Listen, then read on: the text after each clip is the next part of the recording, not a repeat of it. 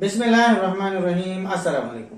امید لرم چې روغ جوړ او خوشحال وئ. زه یم ډاکټر جاوید اقبال خاکسار. من خبره کوو د معدې د مسایلو او د هغې د وجوهاتو په باره کې. په دې سیریل کې موږ په مختلف ټاپکس باندې خبرې وکړې چې په هغې کې آی بي اس، پنکریاټایټس، ګال سټون وغیره په دې باندې موږ تفصیلي خبرې په نورو پروګرامونو کې وکړې. نن خبره کوو د کنسټیپیشن په باره کې. کنسټیپیشن یعنی قبض، دا څه ته وایي او دا د څه په وجه سره کیږي.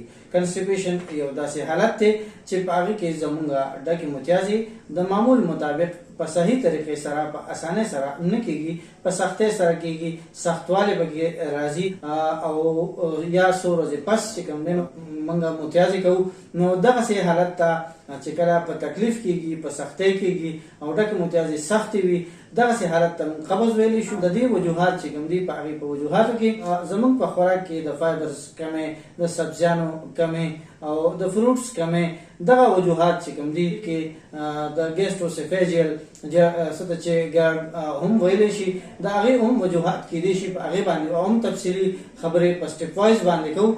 زموږ سره اوسېږئ، د خپل صحت خیال ساتئ. جاوید اقبال خاکسار په خپلو دعاګانو کې یاد ساتئ. والسلام.